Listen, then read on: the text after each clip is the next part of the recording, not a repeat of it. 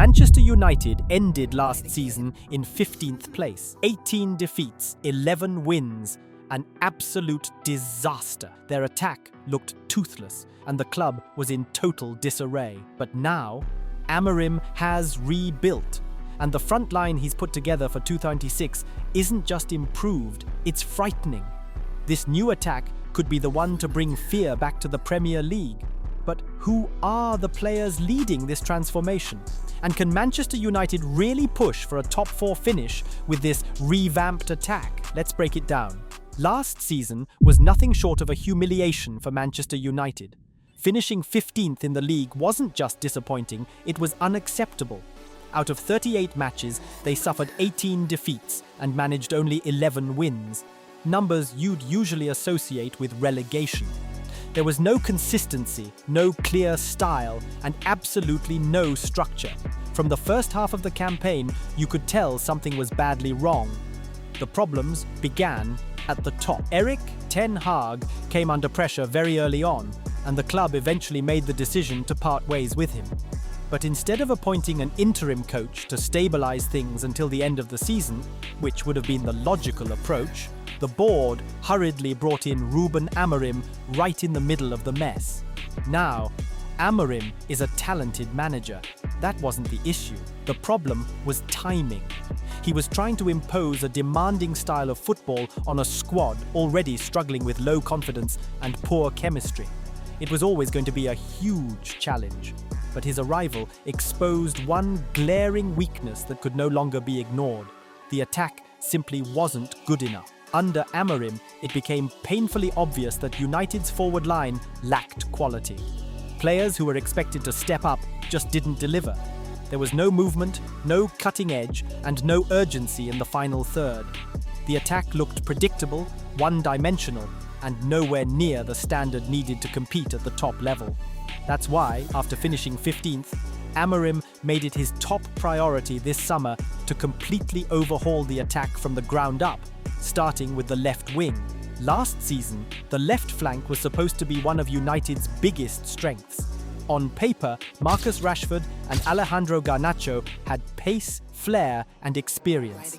But reality told a different story. Let's start with Rashford. His form dropped off a cliff week after week. He looked disconnected from the team, and things off the pitch only made matters worse.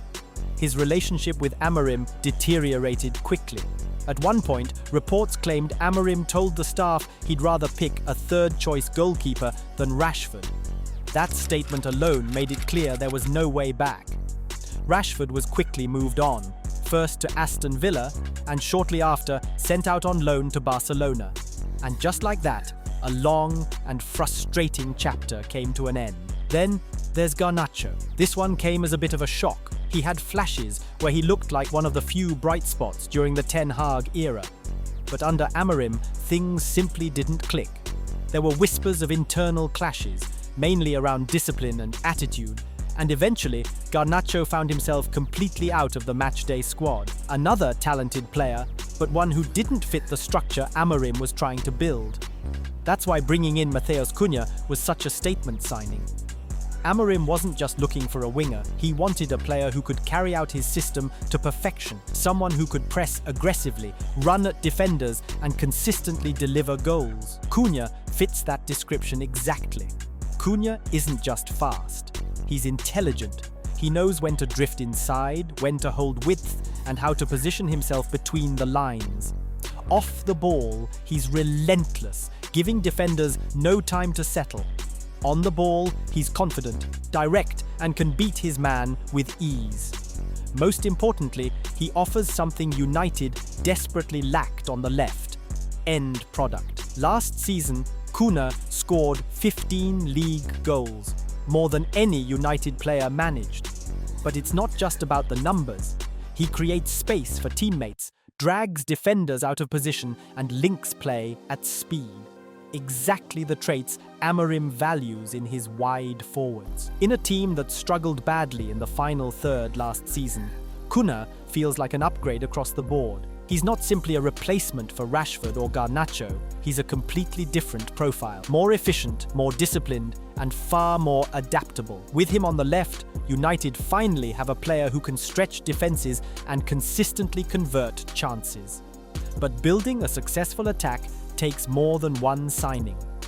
Amorim knows there has to be a strong structure behind Kuna, and that brings us to a player who could quietly become one of the most vital pieces this season, Mason Mount.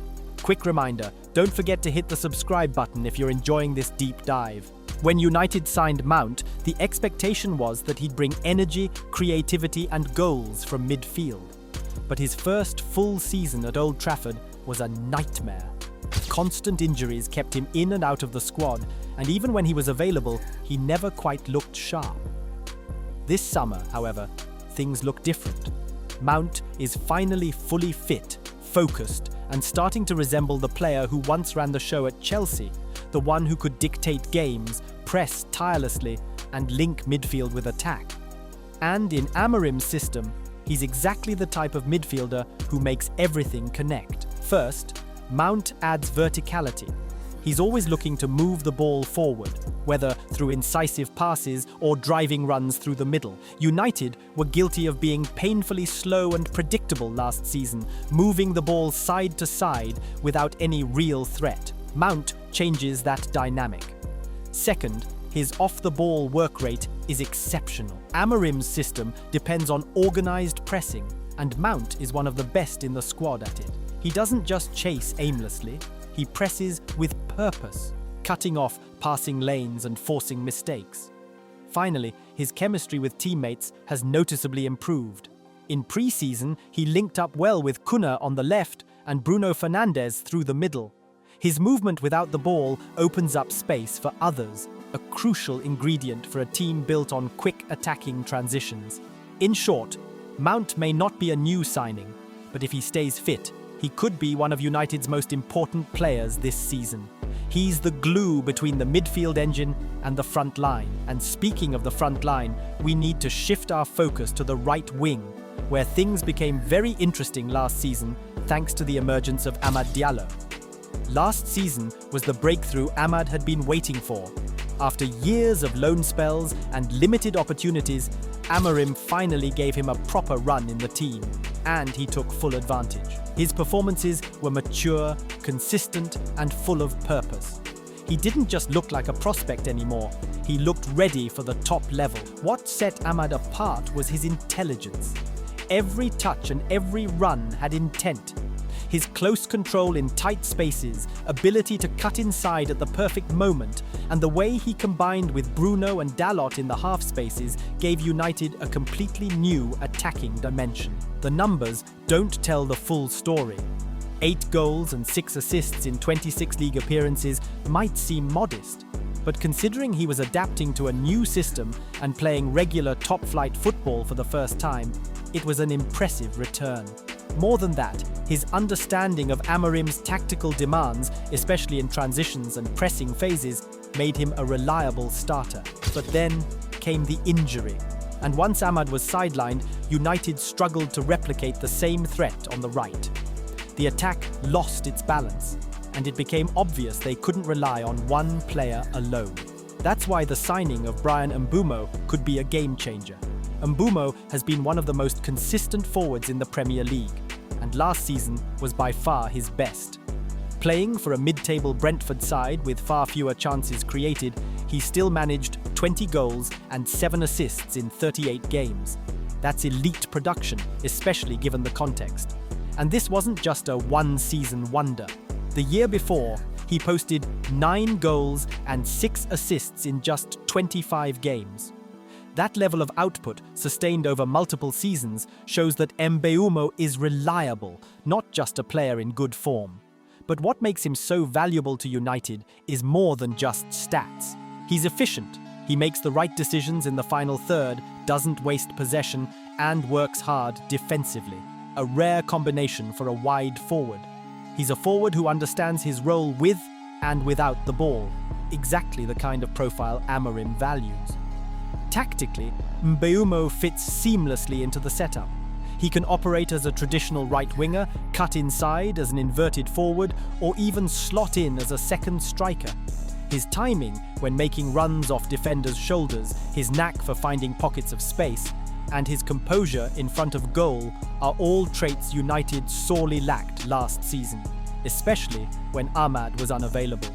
Now, with both Ahmad and Mbeumo available, United finally have genuine depth and flexibility on the right. Whether it's Ahmad's creativity and control, Mbeumo's directness and finishing, or even using Ahmad as a wing-back in certain systems, Amorim has options, something United haven't enjoyed in years.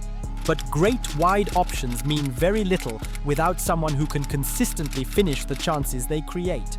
Before we discuss the striker situation, though, there's one more key figure we need to talk about: Bruno Fernandes. Last season, when Manchester United were falling apart on and off the pitch, inconsistent lineups, tactical confusion, dressing room issues, and a misfiring attack, Bruno Fernandes was the one constant. While others disappeared, he kept showing up, dragging the team forward every single game. He ended the campaign with 8 goals and 10 assists. Impressive numbers, considering how poor the attack was overall. There was no rhythm, no chemistry, and yet Bruno continued to create chances. But Bruno's value wasn't just statistical. He was one of the few players who consistently looked like he had a clear plan on the ball. Whether it was switching play, threading passes through tight spaces, or upping the tempo when things stagnated, he kept trying to make things happen. Yes, his style is high risk, and sometimes he loses possession. But that's because he's willing to take the creative responsibility. Another underrated trait, his durability. Bruno almost never misses games. He's available week in, week out, which is invaluable for a side trying to rebuild structure. Now picture Bruno in a fully functional team, surrounded by finishers, wingers who make sharp runs, and midfielders like Mount, who understand how to create and exploit space. Amorim's system finally gives Bruno the platform to focus on what he does best: dictating play and unlocking defenses. And, for the first time in years, he has teammates capable of finishing the chances he provides. Because last season, that was the biggest issue: wastefulness. Bruno was still creating, but the final touch just wasn't there. With Cunha, Mbeumo, Ahmad, and Mount all around him now, that could change dramatically. This season, Bruno's role will be more influential than ever. He'll be the connector, from transitions to the final pass, pulling the strings for the entire attack. And if it all clicks, we could be talking about his most impactful season yet, not just in numbers, but in overall influence. But even with everything we've mentioned, it all falls apart without a reliable striker. And that's where United really struggled last season. 2 different options, no clear focal point, and neither of them truly stepped up. Take Rasmus Højlund. He started brightly, pressing well and making good runs. But as the season wore on, his confidence dipped. He became hesitant, touches grew heavy, and he looked increasingly isolated. Even when chances came, he lacked the clinical edge required at this level. Then there was Joshua Zirkzee. Amorim often used him as more of a false 9, dropping deep to link play. While his technical ability and hold-up play were solid, the problem was obvious: he wasn't scoring enough. He could contribute to build-up, but wasn't the man to lead the line. Amorim knew a change was needed. He needed a true focal point, a striker who could provide presence, finish chances, and give the attack a clear identity. Enter Benjamin Sesko. Sesko isn't just another young forward. At 6'5", he offers physical presence, but his game isn't limited to that. He's fast, sharp with his movement, and excellent at timing runs in behind. At just 23, he already plays with the maturity of a seasoned striker. What makes Sesko stand out is how he blends size with technical skill. He's comfortable playing with his back to goal, can spin away from markers, and is efficient with minimal touches inside the box.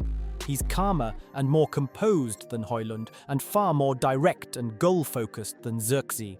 Aerially, he's a real threat, something United lacked last year. With players like Bruno and Mount capable of delivering quality crosses and Kuna and Mbeumo stretching defences wide, Sesko gives United a legitimate presence in the penalty area. And the numbers back it up. Last season, he scored 13 goals and provided 5 assists. Outstanding figures for a striker his age. Sesko's arrival could transform this attack. He gives United the focal point they've been crying out for, while also offering variety in the final third. Now, with Sesko up front, Cunha and Mbeumo on the wings, Ahmad and Højlund fighting for minutes, Bruno orchestrating and Mount linking it all, the team finally has balance. For the first time in a long time, Manchester United look organised. They no longer resemble a group of individuals thrown together.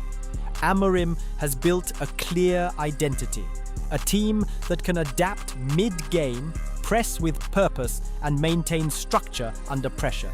But the big question remains, is this enough to challenge for the league? Let us know your thoughts in the comments. And as always, don't forget to subscribe and check out our other deep dive videos on screen now. Thanks for watching.